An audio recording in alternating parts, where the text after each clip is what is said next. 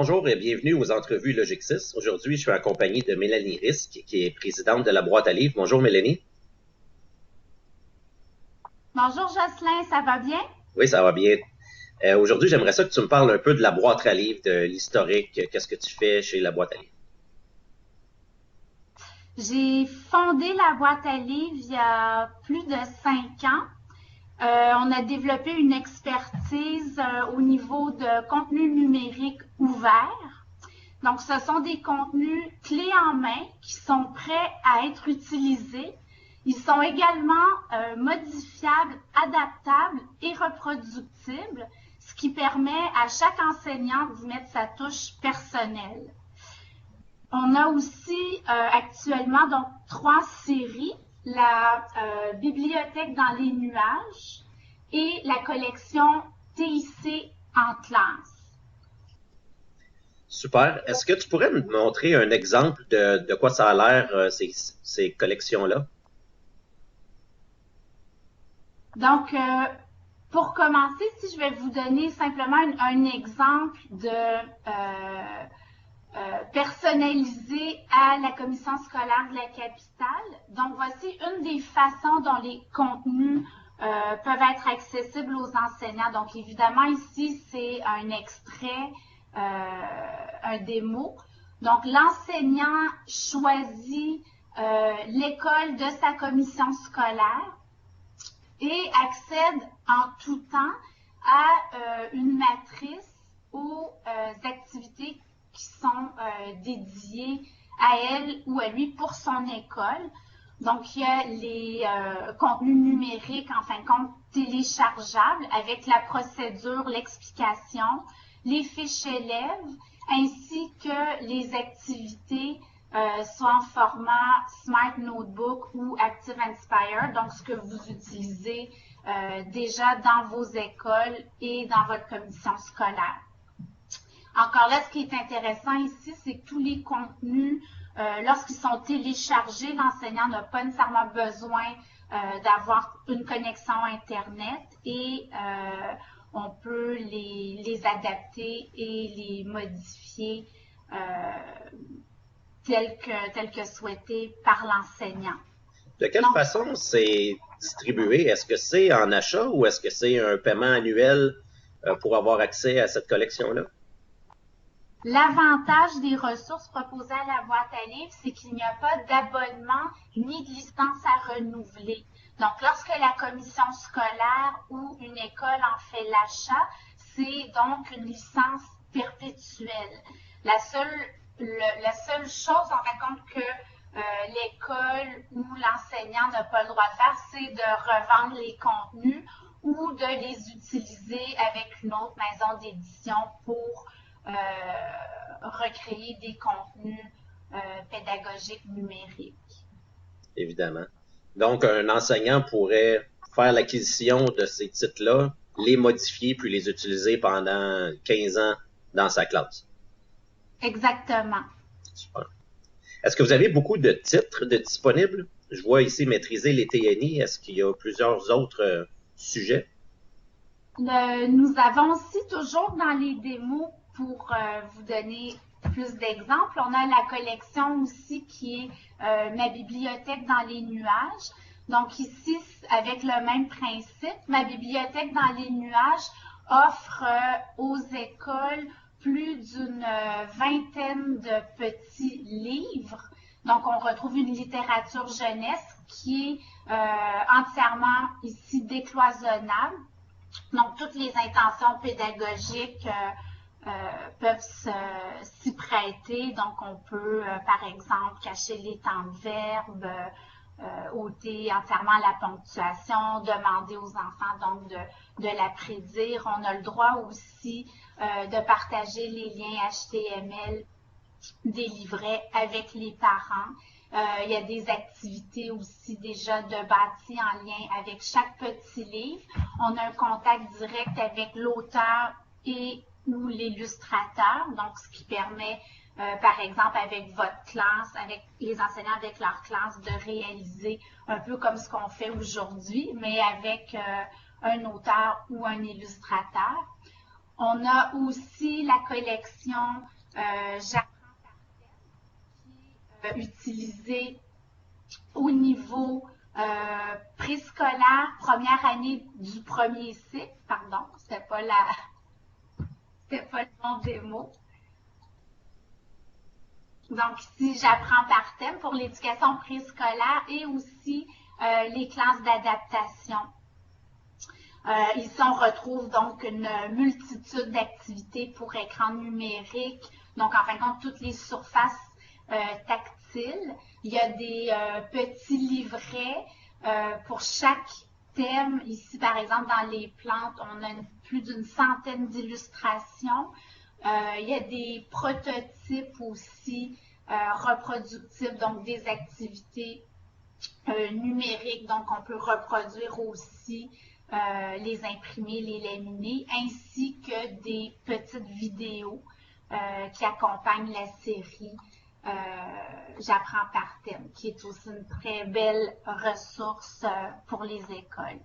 Et moi, en fait, l'ensemble de votre offre de contenu numérique, est-ce que ça s'adresse strictement au préscolaire ou au début du primaire, ou vous avez une gamme d'offres pour l'ensemble des niveaux?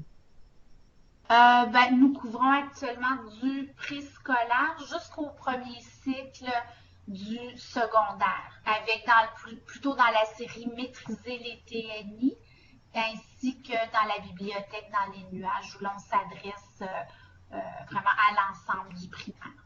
Et puis, le premier cycle du secondaire, tel que mentionné. Super. Puis comme école, est-ce que je peux strictement acheter un sous-ensemble ou un niveau, ou est-ce que je dois m'abonner à l'ensemble ou acheter l'ensemble de la collection?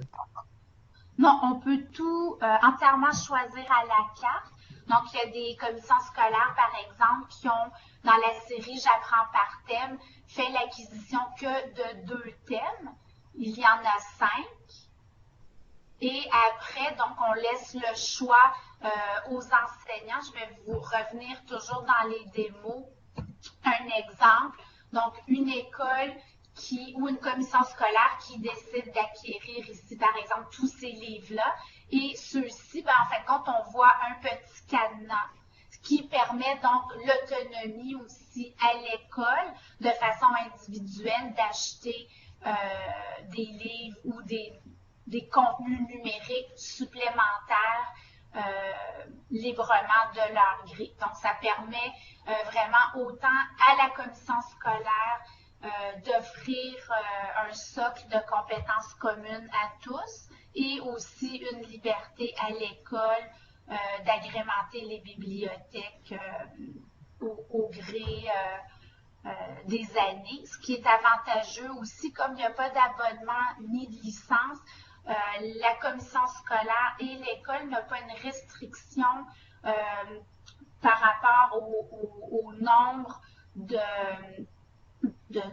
plateformes technologiques qui sera prévu d'être achetées au cours des prochaines années. Ce qui veut dire, par exemple, une école qui a 10 tablettes et qui prévoit dans les 5 prochaines années d'en acquérir 90, ils n'ont pas besoin de racheter à chaque fois, ni même avec les TNI aussi, les tableaux. Si vous prévoyez acquérir plus de tableaux au cours des années, vous n'avez pas à payer à chaque fois là, pour le nombre de plateformes technologiques que vous faites lorsque vous faites l'achat.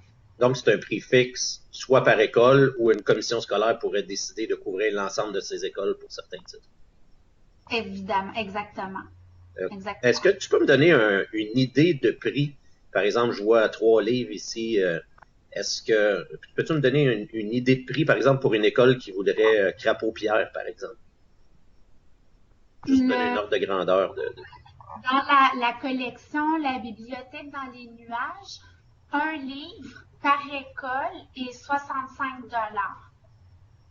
Ah, c'est intéressant. Et ça, c'est un prix pour l'utilisation à vie, là. Donc, c'est pas un prix annuel. Pour l'ensemble des enseignants. Donc, une école où il peut y avoir, par exemple, dans le premier cycle, 3 enseignantes qui l'utilisent, indépendamment du nombre d'élèves elles peuvent l'exploiter autant de fois, réécrire la fin de l'histoire. Par exemple, on pourrait avec Crapaud-Pierre le féminiser, dire Pierrette la grenouille et complètement changer le texte ici. Donc, pour tous les livres ici de la bibliothèque dans les nuages, on parle d'un coût de 65 $. Lorsque je vais dans la série maîtriser les TNI, pour une licence école, un niveau, c'est 140 $ pour l'ensemble de l'école. Donc ici, on peut avoir le niveau 1. Évidemment, le niveau 1 s'adresserait plus en première année. On a les 6 niveaux. Je fais une parenthèse, pourquoi on ne l'appelle pas 6e année, 5e année et ainsi de suite? C'est qu'évidemment, on ne voit pas tout le programme de formation. C'est des contenus complémentaires, des contenus numériques complémentaires multidisciplinaires. Donc, ici, on parle pour un ensemble, licence école, 140 $. Et dans la série J'apprends par thème, et pour le préscolaire premier cycle du primaire, première année du premier cycle du primaire, et aussi les classes d'accueil-intégration.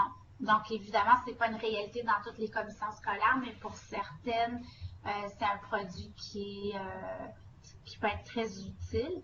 Donc, ici, un thème et 265 par école. C'est quand même très raisonnable. Si les gens veulent avoir plus de détails ou veulent visualiser le contenu, voir la qualité du contenu, est-ce qu'on les dirige directement sur votre site web, laboîtealivres.com? Oui, il y a aussi, nous avons créé des démos personnalisées pour la majorité des commissions scolaires au Québec. Donc, vous pouvez tout simplement nous contacter directement et nous faire part de quelle commission scolaire vous faites partie et on peut vous envoyer les liens directs pour votre commission scolaire afin que vous puissiez le partager aussi avec l'ensemble des personnes qui prennent la décision.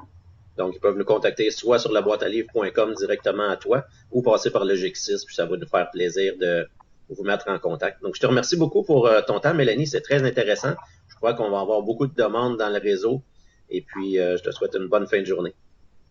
Merci infiniment, Jocelyn. Merci, à la prochaine. Bonne journée. Bonne journée.